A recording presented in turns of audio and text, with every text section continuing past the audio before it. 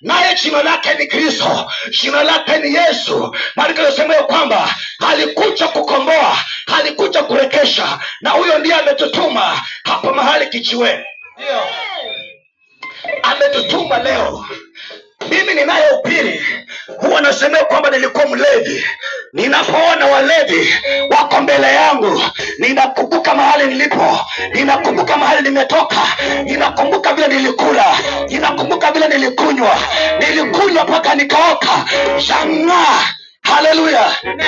Watu wanakunywa pombe, hamjakunywa pombe kama huyo anayehubiri. Kuna uwezo wa kurekeshwa, kuna uwezo wa kutengenezwa, kuna uwezo wa kupewa, kuna uwezo wa kurekeshewa. Nyota yako ilipakwa matope, ikapekwa matope na hiyo ulevi, na jina ulevi ukapepa jina mlevi.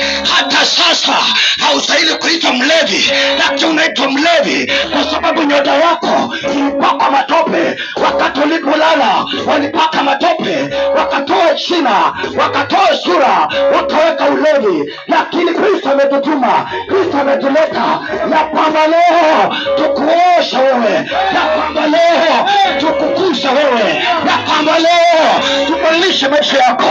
Pigia Bwana kelele na makofi mazuri. Kristo ametutuma, ametutoa kule tunakokaa. Tuko na uwezo wa kuwa kule. Sisi si watu wachinga, sisi si wenda simu, lakini kwa sababu yule aliyepotea, yule ambaye anatukanwa, yule ambaye ameibiwa, ndio maana Kristo amesema ya kwamba nendeni pale kijiweni mkasungumze na mtu mmoja. Akatoka akasema, Bwana, neno hili limekuwa unabii. Kristo atakurekeshea, Bwana atakurekeshea, maana ametutuma na kusudi na sababu kwa ajili yako wewe, kwa ajili yako wewe. Maandiko yanasema ya kwamba wakati Yesu alihubiri, Yesu akahubiri, watu wakasonga, kukawa na watu wengi, kukawa na umati mkubwa, lakini mtu mmoja, mwanamke mmoja, mzee mmoja akajitokeza akasema ya kwamba, Baba nakuhitaji, Yesu nakuhitaji, Dadi nakuhitaji, Baba nakuhitaji, Bwana nakuhitaji, Yesu nakuhitaji. Akashuka chini na Bwana akasema, umesamehewa. Akasema tena, umesamehewa, utasamehewa, utasamehewa, utasamehewa, utasamehewa, utasamehewa, utasamehewa, utasamehewa kwa jina la Yesu Kristo.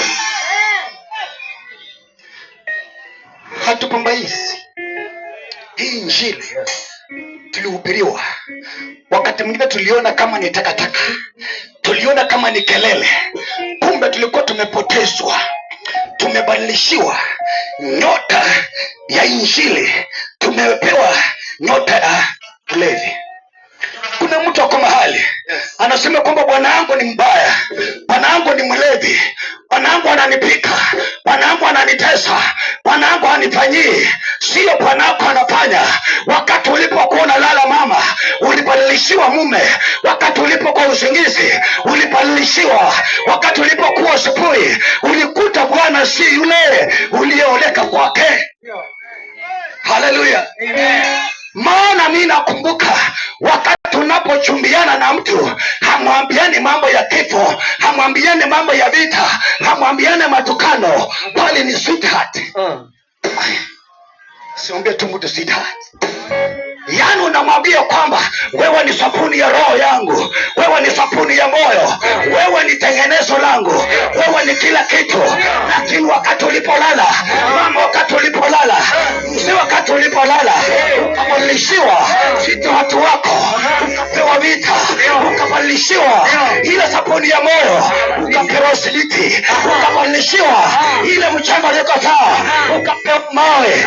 Lakini leo mama, unapokiri Yesu anaweza fanya. Amen.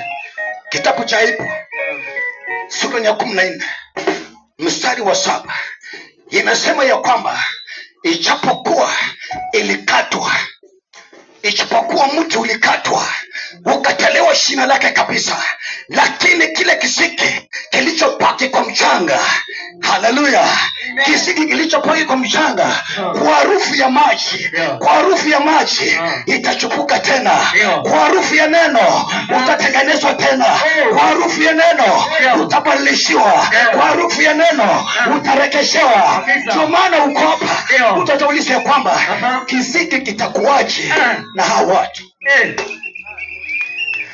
Kisiki kilichopoki kwa mchanga ni yule mlevi aliyetoka kule akakuja kwa huu mkutano. Ni yule kahaba aliyetoka kule akakuja kwa huu mkutano. Ni yule anayelia yule akatoka kule akakuja kwa mkutano. Kumbe Bwana alikuwa ameandaa watumishi wa Mungu, akaandaa Redi, akaandaa Mikindani Lighthouse, akaandaa wazee, akaandaa wamama, akaandaa vijana. Enda nena naye ili ubadilishe, enda nena naye ili ubadilishe, enda nena naye ili umregeshe, enda nena naye ili umtengeneze. Amen. Tumwele tumefika. Haleluya. Tumefika na tuko hapa live kwa ajili ya watu wa Kijiweni. Wewe ulikuwa unaitwa mfanyabiashara, sasa hivi unaitwa konda, unaitwa manamba, unaitwa kanga, unaitwa, hiyo si kazi yako, maana ulibadilishiwa, unaitwa pota, mtu ambaye uko na uwezo wa kununua nduzi, lakini unaitwa poda, mtu ambaye anakodisha. Hiyo si nyota yako, uliipiwa nyota. Tumekuja kukwambia ya kwamba uko na uwezo wa kurekeshewa. Amen. Kuna uwezo wa kurekeshewa. Kama utajitokeza. Kuna mtu mmoja kwa maandiko anasema ya kwamba akasikia watu wanaongea, hapo na masikio lakini hana macho, anasikia watu wakiongea lakini hawaoni. Akauliza kwamba nini inayoendelea? Wakasema mwana wa Daudi ndio huyo anapita, mwana wa Daudi ndio huyo anaenda. Watu wanampata. Maandiko yanasema kwamba Hatimaye akapiga kelele, akasema mwana wa Daudi, akasema Kristo, akasema Mungu inakuhitaji, akasema Bwana inakuhitaji. Watu wakampinga, watu wakakataa, wakajaribu kumzuia asione Kristo, lakini akasema